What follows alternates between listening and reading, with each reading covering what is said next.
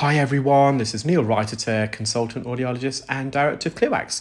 Thank you for joining me in this video, which is debunking the myth that is ear candling, which is also known as ear coning or thermal auricular therapy. So this is seen as an alternative treatment for earwax, and it's typically performed by beauticians or complementary therapists, or sometimes by people themselves. So these ear candles I purchased myself via Amazon. And the science behind it is that when you light the candle, it's a hollow candle, and this candle is made up of cotton or muslin cloth that can be soaked and scented in honey and herbs, but the cloth and muslin cloth itself is soaked in beeswax or paraffin.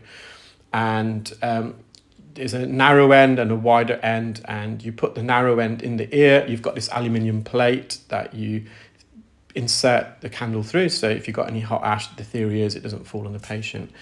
And you light the candle, and it obviously creates hot air, and the hot air rises, so steam, and the pseudoscience that I call it is that the hot air is almost like a suction effect. It vacuums the wax out.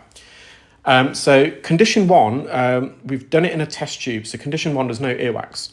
This is condition two now. You would have seen me put some earwax in there, and I didn't impact it. I left it very, very loose.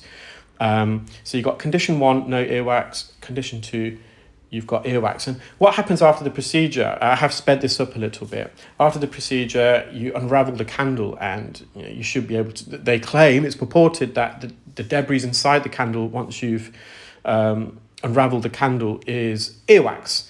So you saw condition two at the end. I brought the test tube to the camera. This is not edited. It's completely filming, so I don't want to be accused of, making this stuff up, because that can happen on YouTube in particular. So here I'm just changing the angle of the camera because I want to show you the unravel. So it's like all of our Christmases come at once, and we unwrap our presents, and we'll see what's inside. So you would have seen after condition two with the earwax and the test tube, I brought the test tube to the camera so you can see the earwax. You saw me put the earwax in as well. So I'm just gonna, it'll take it won't take too long. I'm just gonna rotate this now and get good lighting on there, and you're gonna see me unravel both candles. So that's just me rotating it. So that candle is candle two with when I put it into the test tube with the earwax. In the middle, you've got the test tube with the earwax in. You can see I'm just pointing that out, that it's still in there. And to the far left, that's the ear candle in the test tube when there was no wax there. So I think I'm just going to zoom in. You're going to see Darmista's hand there. She's my earwax business development manager. Just to show that it's not edited. So obviously I prefer the hand not being in shot there, but actually it gives a lot more credibility that we've not edited this in any way. Again, I just want to get the right view for you guys. Stay till the end as well, because there's some still images. It was very interesting. After I used the candle in condition one with no earwax, there was a lot of deposits at the end of the test tube. It was very white and smoky.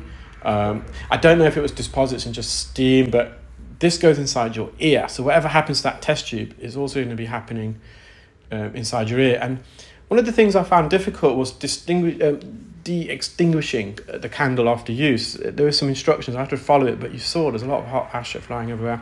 So condition A, condition one, this candle was in the test tube, and it's all live footage there. I've not edited it.